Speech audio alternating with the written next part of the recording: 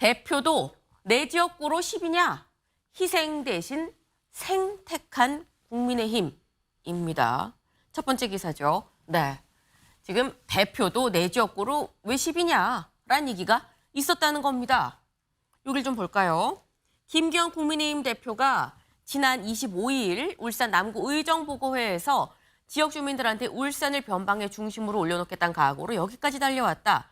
여러분들이 내리신 사명을 완수할 수 있도록 최선을 다하겠다. 그리고 그 뒷얘기를 좀 봐야 될 것 같습니다. 내 지역구가 울산이고 내 고향도 울산이다. 내가 내 지역구에 가는데 왜 그거 가지고 10이냐라고도 했다라는 겁니다. 사실 이건 지금 의정보고회에 내려가서 울산 시민들 앞에서, 주민들 앞에서 한 얘기죠.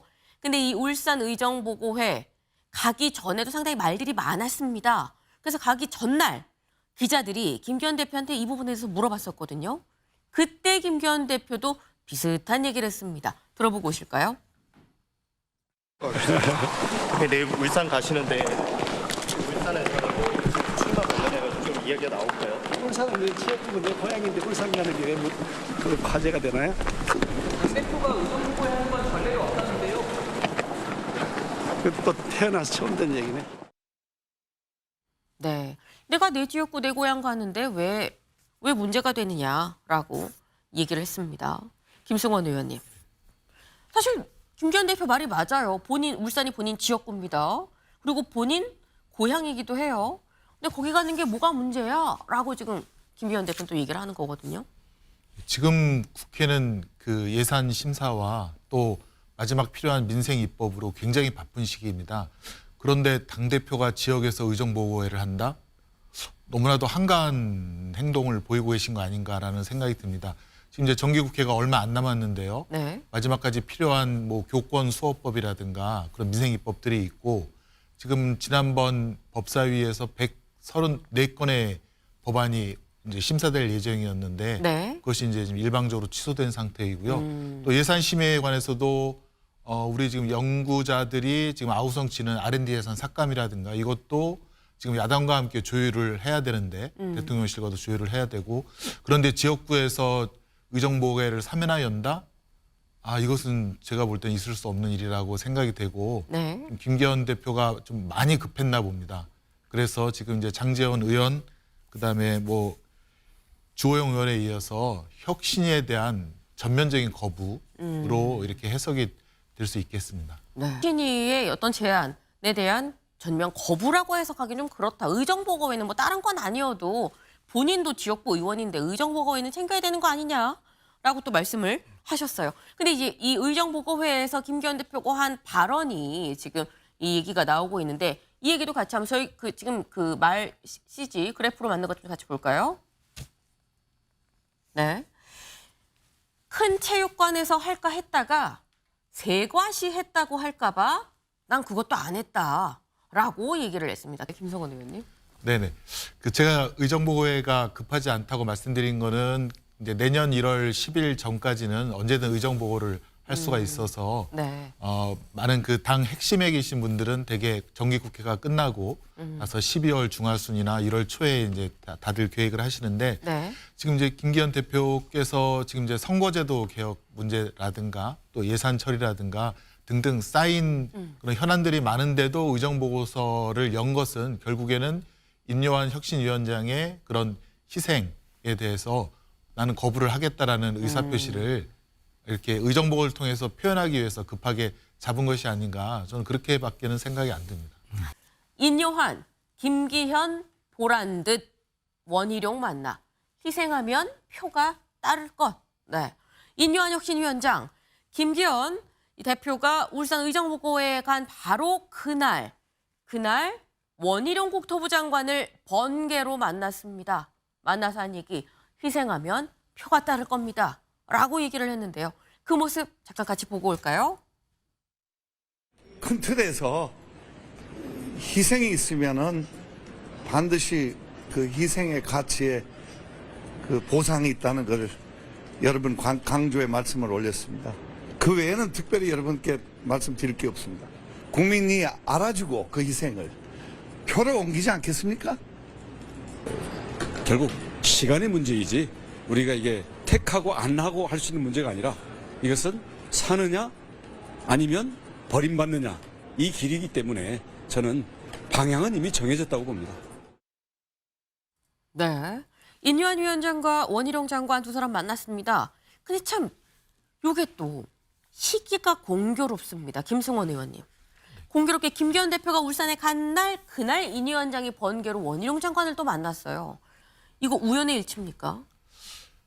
제가 알기로는 그 인요한 혁신위원장이 네. 원희룡 장관과 한동훈 장관에게 만남을 급하게 요청을 했고 그 가운데 원희룡 장관은 수락을 해서 그 아까 말한 김기현 대표의 의정 보고회 날 아마 점심을 식사를 한 것으로 알고 있고 네. 저녁에 한동훈 장관은 다른 일정으로 거절을 했다는 얘기를 들었습니다. 네. 인요한 위원장 입장에서는 지금 혁신위가 정권을 가지고 여러 가지 혁신안을 4차례나 발표했는데 지금 1호 혁신안 대사면 외에는 지금 당에서 받아들이는 게 하나도 없고 특히나 이제 인 위원장이 가장 강조한 그 윤핵관이라든가 아니면 중진의 불출마, 험지 출마에 대해서는 계속 당에서 반발하고 있는 상황이었기 때문에 그것에 어떤 돌파구가 필요했고 거기에 이제 원희룡 장관이 화답을 했다 이렇게 볼 수 있는데요. 네. 근데 저희가 볼 때는 원희룡 장관도 지금 현직 장관이고 국무위원인데 그렇죠.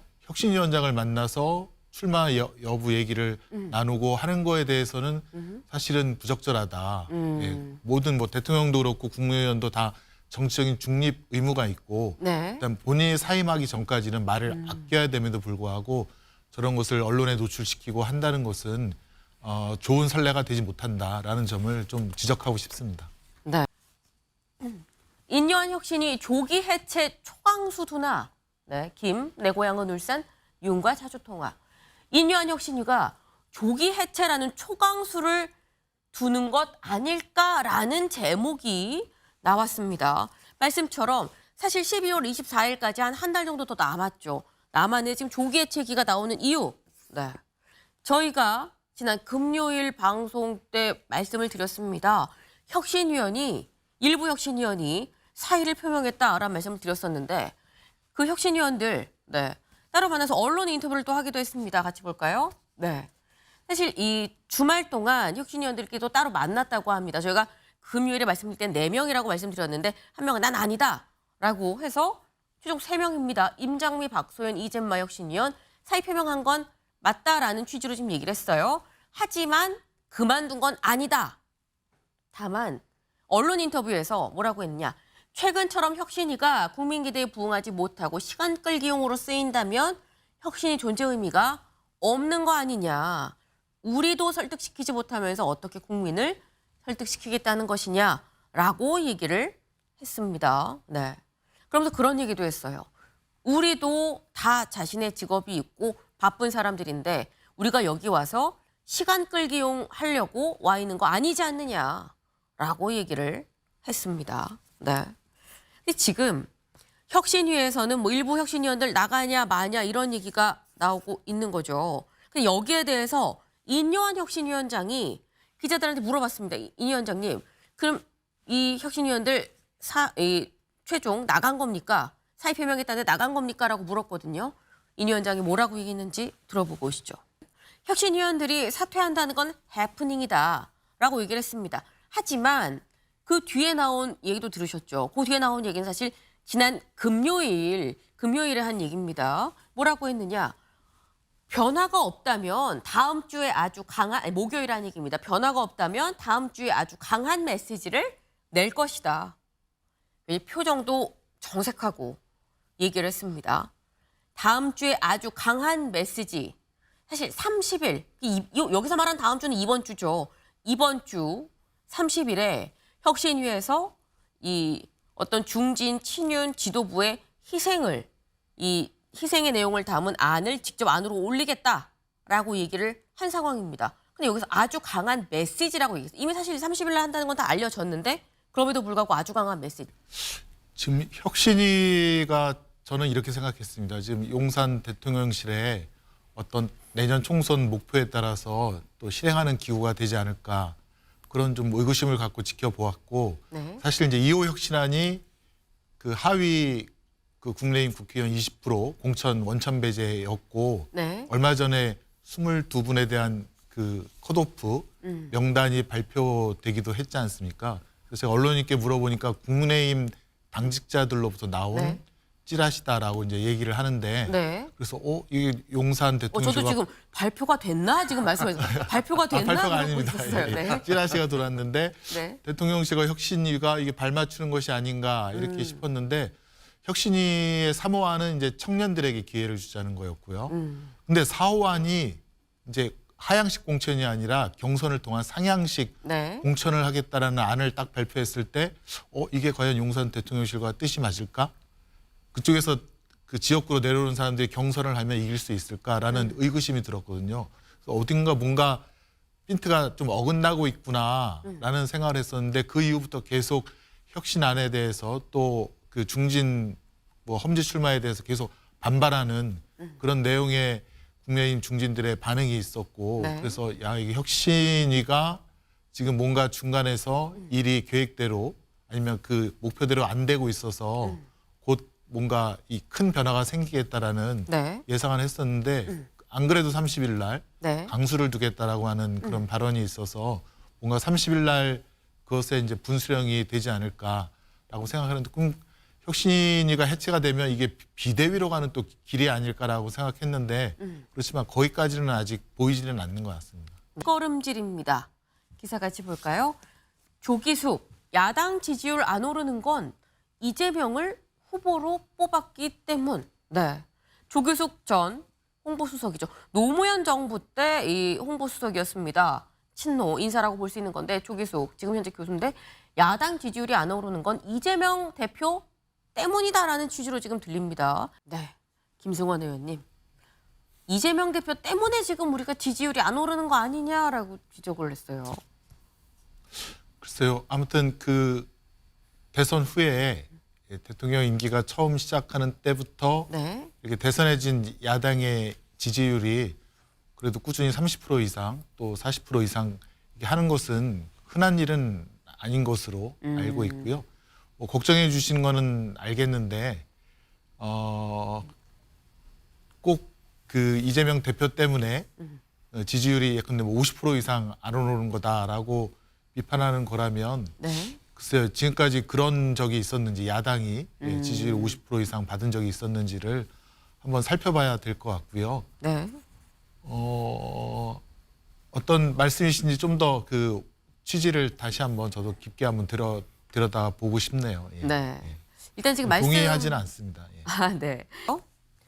당 최고위원회가 지난 24일 당대표와 최고위원을 뽑는 내년 8월 전당대회에서 권리당원 투표 비중을 늘리기로 의결을 하자 비명계는 거세게 반발하고 있다. 당 지도부는 현재 권리당원 60표가 대의원 1표인 권리당원 대 대의원의 표 반영 비율을 20표 대 1표 미만으로 줄인다고 예고했다. 60대 1인데 지금 20대 1 밑으로 좀 내리겠습니다라고 얘기를 했습니다. 사실 이렇게 되면 어떻게 보면 그래 60대 1은 너무 과했지 20대 1 뭐 그게 줄이는 게 맞는 거 아니야? 사실 또 그렇게 되면은 그러면 지금 안 그래도 강성 당원이 문제인데 지금 당원 입김이 더 세지는 거 아니야라는 우려가 지금 나오고 있는 거거든요, 김승원 의원님. 네네. 저희가 민주당이 지금 그 당원이 200만이 넘습니다. 네. 그래서 어느 한두 분의 어떤 그런 기획에 의해서 당이 움직이는 것이 아니라 당원 전체의 뜻을 받들어서 당 운영이 되는 그런 체제로 지금 가고 있고요. 그다음에 내년 총선 관련해서는 네. 저희는 이제 시스템 공천은 거의 이제 확실하게 자리를 잡았기 때문에 네. 그 시스템 공천에 의해서 경선을 하게 될 것이고 세 번째는 지금 지도부라든가 아니면 총선 기획단이라든가 거기에 어떻게 보면 이제 친문이라고 볼 수 있는 뭐 한병도 전략계획위원장 네. 또 민주연구원장도 정태호 민주연구원장 등 친문으로 볼 수 있는 분들도 많이 들어와 계셔서 네. 어떤 공정성 시비는 그만큼 덜어지지 않았을까 이렇게 생각이 듭니다.